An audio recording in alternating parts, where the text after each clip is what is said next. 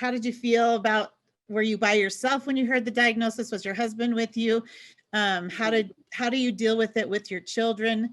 Those kind of things. I actually got an email from my orthopedic oncologist. So I knew it was malignant because I went up to see my orthopedic oncologist. And he mentioned to me that it was definitely malignant and he was just waiting for the pathology to come back. My husband was with me that day. So at that point, I didn't have a diagnosis of multiple myeloma per se. I just knew it was going to be cancer. Mm-hmm. So my husband was with me at the time, and my immediate thought was, well, okay, I thought I was going to die. I'm about to die. I'm about to go down this terrible nightmare that nobody wants to go down. And then my mind immediately went to my kids, and then it was just really bad. It was it was every mother's worst nightmare, really. Yeah. So it was just, I just remember the drive home with my husband it was the worst drive of our lives. I remember just thinking, this is it. You know, I've got 5 years, maybe a few years with my kids. And yeah, and it's pretty much how I reacted to the diagnosis. Yeah.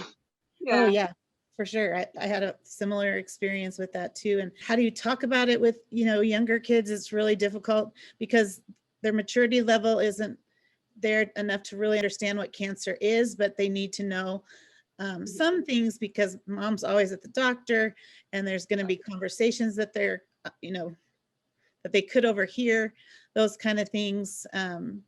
So how open are you with the kids about this kind of stuff now? To be honest, I'm not very open. Yeah. Sure. Yeah, I'm not very open. Yeah, my son is 7 and my daughter is, she's just 1.5. Yeah. So my son, I decided I don't want to scare him with the word cancer.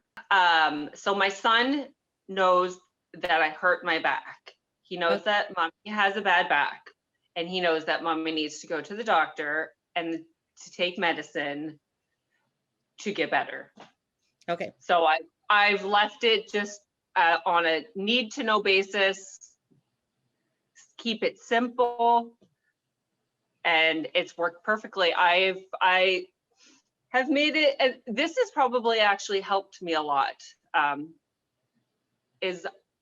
When I got diagnosed, I thought, no, this is it was crazy, but I thought I need to keep my life going as normal as possible, even while going through all this nonsense. Right. So I've worked extra hard, maybe putting a little bit more stress on myself. But my kids are my world, and I didn't want anybody's lives to be disrupted by this. Mm-hmm. So I've just worked really hard to just try to just hold it together, to keep it together, and just try to keep daily life as normal as possible for me and for my family. Yeah, I wish, when I look back at some of the things that my reactions and things, I wish I had done a little differently. I had to lose my hair, so that was another thing that was a little bit more difficult because I had to explain that. My kids were 5 and 3 at the time, and so I'm so thankful for some of these treatments nowadays where we really don't have to lose our hair unless we do a transplant. So exactly. Yeah.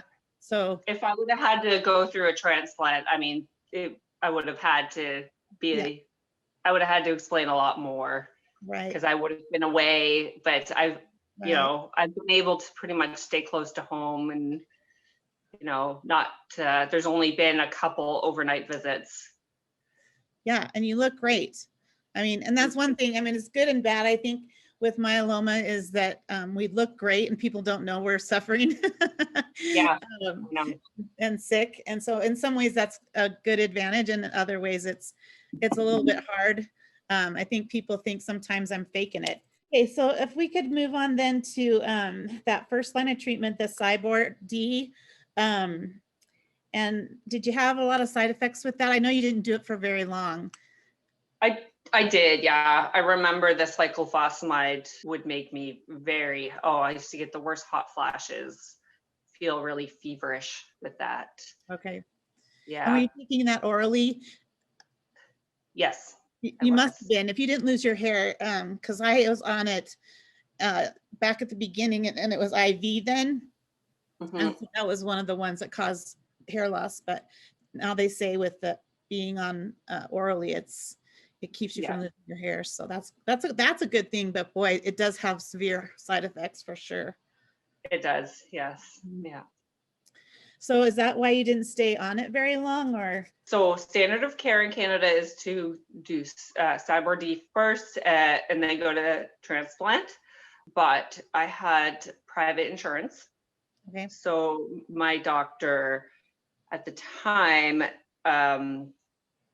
said, well, I want to try to get Revlimid covered for you because it's a better treatment. Okay. So that's what we did. We went through my insurance company. Finally, they approved it for me. That's when we switched to the RVD. So we did the RVD for 3 cycles. Then I had a PET scan in December, or no, it was the end of November, November 30th. The PET scan showed that my plasmacytoma was stable, which was great. Yes. And that the lytic lesion was dead. There was no more, it wasn't lighting up anymore. However, my blood work, initially it went down with treatment, and then it just slowly started to kind of climb back up a little bit. Nothing it wasn't staggering or anything, but it just wasn't going in the right direction. And at that point, at that point, I had still been waiting for my second opinion. Yes, which I still hadn't gotten. So I had that second opinion. It was set up for December 16th. So, so I got my PET scan, met with my previous doctor, who said, well, we're just going to follow the trend and go from there. So but I also had my second opinion coming up. So I met with my second opinion doctor. And at that point, he said, well, it looks to me like the treatment's not working as it should. So I have a clinical trial and I want you to go on it.